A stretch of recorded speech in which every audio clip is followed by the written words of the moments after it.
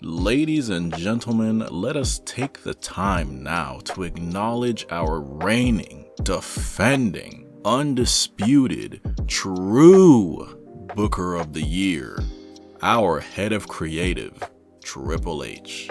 I'ma keep it a buck with you guys. I really wasn't feeling it when he took over the main roster shows. But slowly over time, he's made some pretty good changes and has been building up the right talent. And the way I see the product now, the good stuff is great and the bad stuff is pretty much just filler. It's easy to cherry pick a few things and say that Triple H is a bad booker, but if you look at the full picture, the WWE has been pretty solid, especially the premium live events since he's taken over creative. SummerSlam, cooked. Clash at the Castle, cooked. Extreme Rules, was aight. Crown Jewel, solid. Survivor Series was okay match-wise, but story-wise, solid. Royal Rumble, cooked. Elimination Chamber, cooked to perfection. And now we're on to the big one. The show of shows, the granddaddy of them all, WrestleMania. In my humble opinion, this is the best booked WrestleMania in years. And I've already seen that there's the usual hating ass gimmick accounts on social media talking about ROH Supercard is gonna be better. Shut up, bitch! Oh my god! Deadass though, it's always the same people. And then they claim to not be tribalistic, but continue to watch and hate everything that WWE does. Nerds. Anyways, at least every match this year has had some kind of build. In previous years, it was always just random matches to get people on the card, either that or there were just matches thrown together with only like a week of build, and then like 2 main event matches. I've been saying this for the longest time and I'm so glad that Triple H has this philosophy. And people are also starting to realize this too, that slow builds make stories more interesting. Let me explain. Let's just say you're cooking a steak, right? Naturally, you're gonna want to season it, marinate it, and then you're gonna want to cook it perfectly to the point where that juicy meat slides right down your throat. That steak will be so good that you do that little southern dance. All my southern people know exactly what I'm talking about. And that is how I feel main stories in wrestling should be booked. Get us invested in the personas, give us good TV segments, and give us a reason to care about the match. And when the match comes, the moment feels so much bigger, as opposed to just rushing stories. Sure, the match might bang, but without a good build, the only people that are going to watch the match are the fans that we're going to watch anyway. Ideally, you want to sell people into the building or give them a reason to take a few hours out of their day to watch the event. Basically, no one wants to eat an unseasoned steak. You can eat it, it's still steak, but it just doesn't come with that extra you know what I mean? Anyway, I went on a tangent there, my bad. But I'm hyped for this year's card, and I'm just gonna give some of my brief predictions on how this card will play out. Is that cool? Cool. So, starting with the opener on night 1, John Cena versus Austin Theory. This should be a pretty solid opener. Don't expect a wrestling clinic because it really doesn't need to be. The crowd is gonna be hot for John Cena anyway, especially since it's opening the show. But as hard as it is for me to say, I gotta go with my boy Austin Theory on this one. I just don't see a reason for Cena to win this match. As a lifelong John Cena fan, it's definitely gonna hurt, considering this could be his last WrestleMania and I don't want to keep thinking about that. But Theory is the future and he does need a big win, so when Cena loses, I'll only cry for like 15 minutes. And then we got ex-con Dom versus Rey Mysterio. I genuinely hope this is good. Dominic has been really good in his new heel persona, but his in-ring is still a little iffy for me. I'm sure it'll be a good match, and I gotta go with Dom to win this one. Just like John Cena, Rey doesn't need to win. And I think it'll hurt Dom's momentum if he takes an L here. Becky Lynch, Lita, and Trish Stratus versus Damage Control. This will most likely be a solid match, probably a little sloppy at times since Trish and Lita are much older now, so we're kind of having a grade on a curve here. I think that Damage Control gets the dub, and I don't know why, but I just feel like Trish is going to turn on Becky Lynch, probably out of jealousy that Lita chose to team with her and they won the tag titles. Probably planting the seeds for a match at SummerSlam, but y'all ain't ready for that conversation yet. Seth Rollins versus Logan Paul. If this isn't the match of the weekend, I will be appalled. Ha, get it? No? Oh, brother, this guy stinks! Logan Paul is legit in the ring. This match is going to be special. I just hope and pray that they keep Jake Paul away this time because he threw some of the worst punches I've ever seen at Crown Jewel, and I won't let y'all forget that because if I have to remember, you do too. It's most likely going to be a fun match full of spots, but that's okay. Logan is an attraction now. The guy really hasn't missed since he's been signed. I'm going to go with Seth to get the win here because Lord knows he needs it. But I just can't wait for this match. If this match is somehow ass, I am gonna tweet my displeasure. The men's tag team showcase.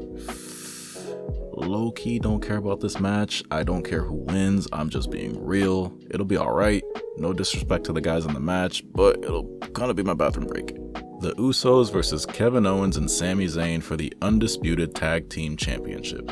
There's so much build for this match that I'll be shocked if it isn't good.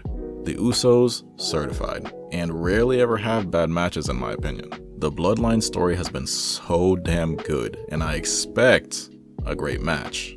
I'm going with KO and Sami winning here, which will begin the collapse of the Bloodline. And the Night 1 main event, as of today at least, Rhea Ripley versus Charlotte Flair for the WWE SmackDown Women's Championship. The build for this match has been poo-poo water. Nothing against Charlotte and Rhea, but the match doesn't feel as big as their match at 36. And considering the fact that it took place in an empty arena, that kind of says a lot.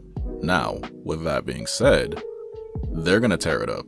It's gonna be one of those matches where the build's kind of but the match is gonna be amazing. Both of these women are two of the best in the business, and I'm really happy to see Rhea Ripley finally getting a main event match at WrestleMania.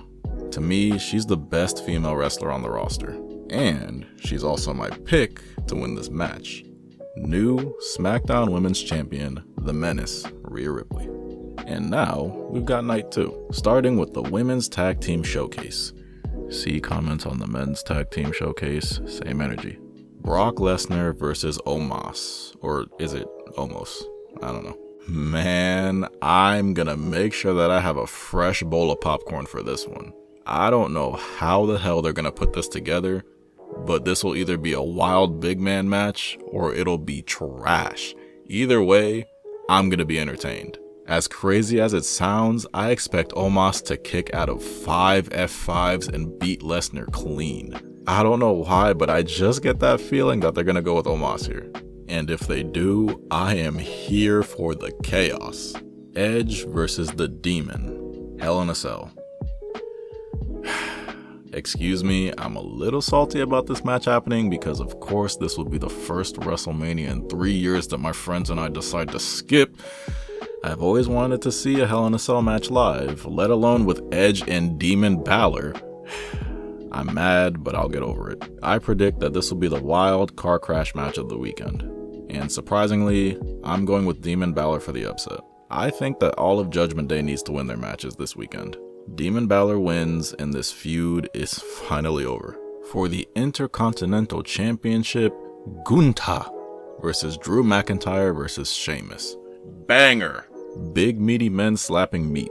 That's all that needs to be said about this match. Gunther wins and retains his title.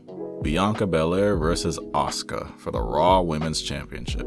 Two of the best women on Raw are about to cook in that ring, and I don't know if I'm ready for that. Bianca is one of the most dominant women's champions in history, and Asuka is back to her "I'm finna beat yo ass and smile while I do it" persona. The women are once again gonna show out, and I predict that Asuka gets the dub and becomes the new Raw Women's Champion. And our main event of the evening, the Nightmare Cody Rhodes versus the Tribal Chief, the head of the table, the undisputed Universal Heavyweight Champion of the world, Roman Reigns, for the WWE Universal Heavyweight Championship. We, as wrestling fans, throw around the term cinema a lot. Let me tell y'all something right now. Don't text me, don't DM me, hell, don't even think about me when that bell rings for that match. My phone will be turned off and I'm gonna be locked in the entire time. This is going to be the highest form of cinema, the highest form of theater that we've seen in a long time. This is that perfect steak build. Slow cooked and ready for me to suck it down. There's multiple ways that they can go with this match, but I'm 99.999999999% sure that Cody Rhodes is walking out of WrestleMania as the new, undisputed, Universal Heavyweight Champion, and I hope that they split up the damn titles because I'm tired of saying that long ass name. He's gonna win the title that they stole from his daddy in the garden, and the fans will leave WrestleMania feeling satisfied, well-fed, and ready for Raw after WrestleMania, where hopefully we get that Raw after WrestleMania vibe again. But yeah, those are my predictions for this year's WrestleMania card. This show should be a great show, but I really don't want to get my expectations too high because WWE has a history of fumbling at the goal line. But, as I've stated earlier, Triple H seems to know what he's doing with these premium events, and this weekend is going to be really, really fun. And to those people who watch and overanalyze every single detail of wrestling just to complain, just sit back, relax, and be a fan, bro. It is WrestleMania weekend. You don't get brownie points for bitch watching and complaining about wrestling on Twitter, I promise you. But I want to know what match you're looking forward to the most at WrestleMania, or WrestleMania weekend in general. Let me know.